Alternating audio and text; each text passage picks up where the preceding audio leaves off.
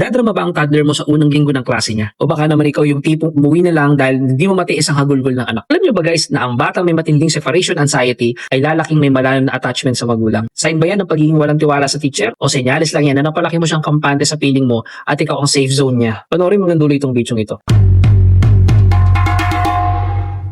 New day, new parenting topic na naman po tayo, mamis at daddies. Pag-usapan naman po natin today ang separation anxiety ng anak mo. Minsan nakaka-guilty guys, no? Kapag narinig mong tinatawag ng baby mo ang pangalan mo habang hinihila siya ng teacher papasok. Pero sa totoo lang, ang pag-iyak na yan ay sign ng healthy attachment niya sa'yo. Ibig sabihin lang po, naging epektibo ka sa pagbuo ng security sa kanya. Kaya mahirap para sa kanya na lumabas sa comfort zone na yan. Hindi dahil wala siyang tiwala sa teacher o classmate niya, sadyang hindi pa lang talaga siya sanay na wala ang kanyang anchor at yun ay ikaw. Ikaw, mami at daddy, ano ka? Team walk away na kahit masakit sa loob, aalis ka agad para hindi umaba ang drama? O team abangers ka na hanggang hindi tumitigil ang anak mo sa pag-iyak, hindi ka aalis sa tapat ng kwarto niya? Mag-comment na kayo at matuto po tayo sa isa't isa sa baba. Ito guys, ang mga tips natin para sa separation anxiety ng anak. Una, the predictable goodbye. Gumawa po tayo guys ng maikling goodbye ritual. Isang yakap, isang kiss, at ang pinakamalaga, sabihin mo kung kailan ka babalik sa anak. Babalik ang kanidade na ka pagkatapos mo magmerienda. Pangalawa guys, no, never sneak out. Huwag kang tatakas habang hindi siya nakatingin. Kapag nalaman niyang bigla ka nawala, lalong tataas ang anxiety niya sa susunod dahil iisipin niyang pwede kang mawala anumang oras. Pangatlo guys, no, validate the feeling. Sabihin mo, alam ko na malungkot ka dahil aalis si daddy na, pero mag-e-enjoy ka dito kay teacher. Pakita mo naintindihan mo siya para hindi siya magpanik. Kaya sa ulit, mami at daddy, no, ang tiwala ay nabubuo sa consistency. Papaisip ka na lang talaga. Anyari, yung paborito mong kanta pag nasa bahay, tuwan-tuwa ka. Pero pag pinapatuto na sa school, iyak ka ng iyak, ayaw mo na, sabi mo. Abangan nyo bukas guys ang day 236 dahil pag-uusapan naman natin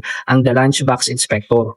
Yung mas gusto pang kainin ng anak mo ang baon ng katabi niya o classmate niya kaysa sa masarap na baon na niluto mo at pinaghirapan mo. Kita-kits po tayo bukas. Kaya mami at daddy, ang video po na ito ay sponsored by Gene and Jan Kidswear. Tingnan nyo yung mga product showcase natin din guys at makapamili po kayo depende sa paggagamitan ng anak nyo.